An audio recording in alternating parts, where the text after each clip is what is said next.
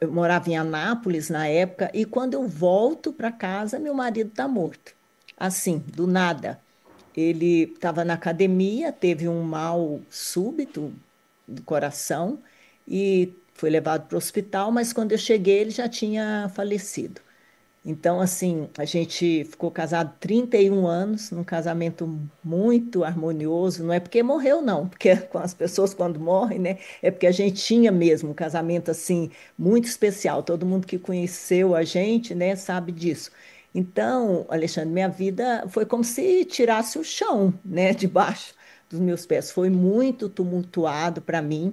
Eu tive bastante dificuldade. Naquela época, eu não tinha os conhecimentos que eu tenho hoje, né, da vida após a morte né, das outras dimensões onde a gente atua. Eu sabia que existia vida após a morte, porque eu estudei espiritismo muitos anos, mas era uma coisa assim muito teórica para mim ainda.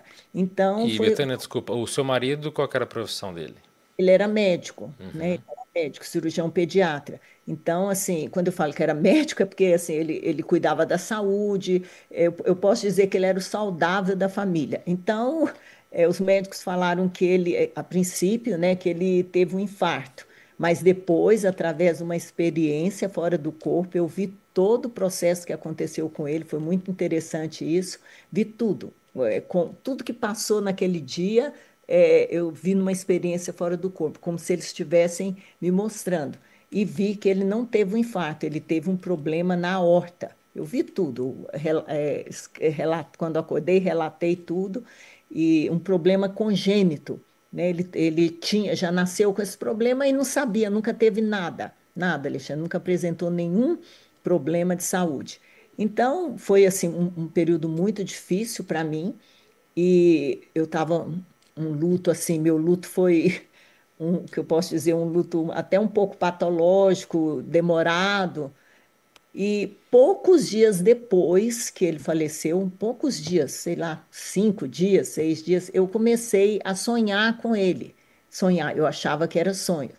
E sonhos muito. Eu estava num lugar, o que eu chamo de uma pessoa, chamava na época de uma pessoa amiga, me levava num campo assim muito verde e ele aparecia assim para mim na minha frente, igual eu estou te vendo aqui.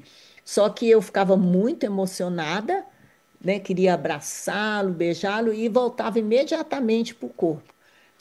Eu pensava que acordava, né? Eu comentava com meus filhos, eu sonho com seu pai toda noite, mas no melhor do sonho eu acordo, né? Hoje que eu entendo, né, que eu saía do corpo, a emoção faz, né, você retornar.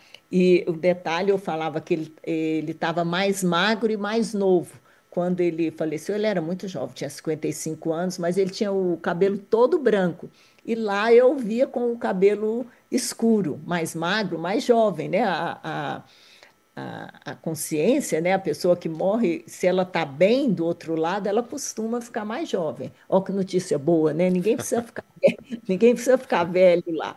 Então, esses sonhos se repetiam todas as noites, praticamente. Isso uma semana, 10 dias, né, depois do falecimento. Mas eu pensava que, porque eu estava de luto, né, foi tudo muito difícil, eu pensava que eu o via porque eu tinha vontade, né, que eu ficava sonhando com ele porque eu queria muito vê-lo. Aí uma noite eu durmo